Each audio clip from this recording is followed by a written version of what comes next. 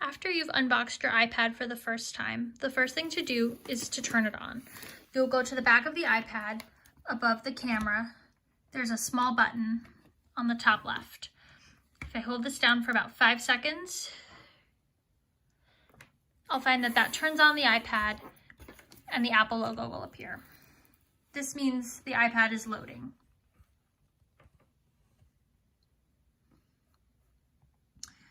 You'll get a hello message, and the first thing you'll do is hit the home button, which is located at the bottom middle of your iPad. It will then give you options to go through your language and choose which one is most appropriate for your client. Today we'll choose English. And you'll choose your country, which for our purposes will be the United States. If your client has an iPhone or another iPad, you can have the device directly communicate with the older device, and that will load everything onto the iPad so that they connect. For our purposes today, we are going to set up manually. It will ask you to choose a Wi-Fi network, which I will do, and I will tape it in.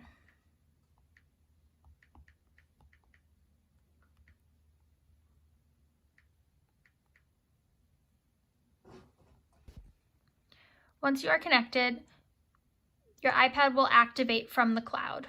This may take a few minutes. Do not touch any buttons.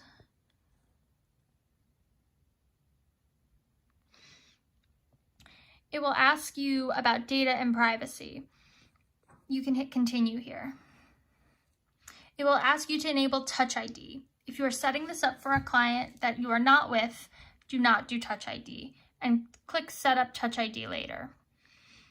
It will ask you again, are you sure? And click Don't Use. It will ask you to create a passcode.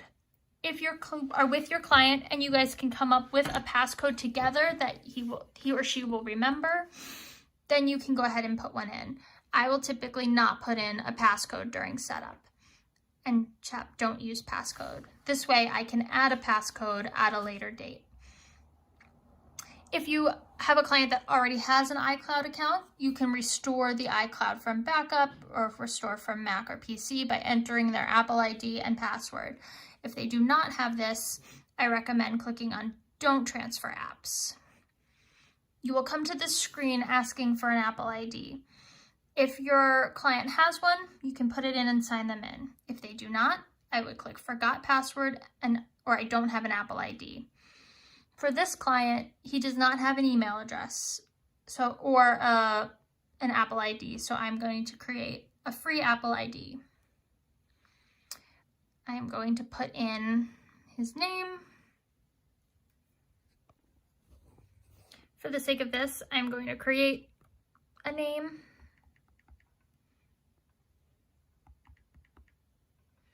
And enter a birthday.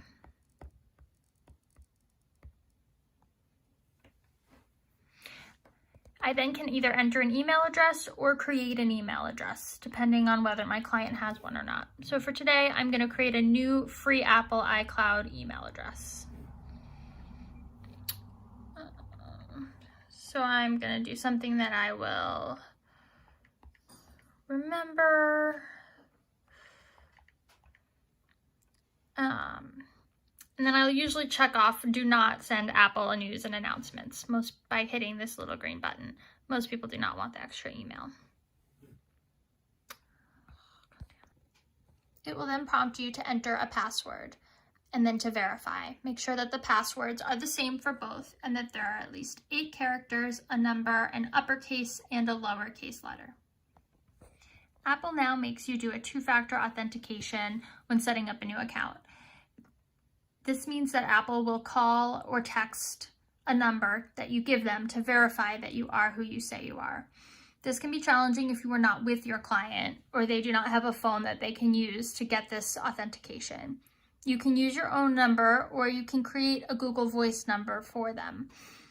I recommend using their own number when possible, but if you can't, you can always change this later in the settings. Once you enter the verification code from your text messages or phone call, you will get a screen that looks at the terms and conditions. You can go through these and read them, or you can simply hit agree. It will then take a few minutes as it creates your new Apple ID. This shouldn't take more than about a minute.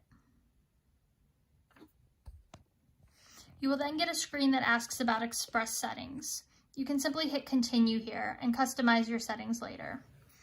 It will ask if it can automatically keep your iPad up to date by providing software updates. You can hit continue here. It will ask you to set up Siri. This could be helpful if your client needs hands-free access to the device or simply does better using their voice versus typing, but you can also set this up later.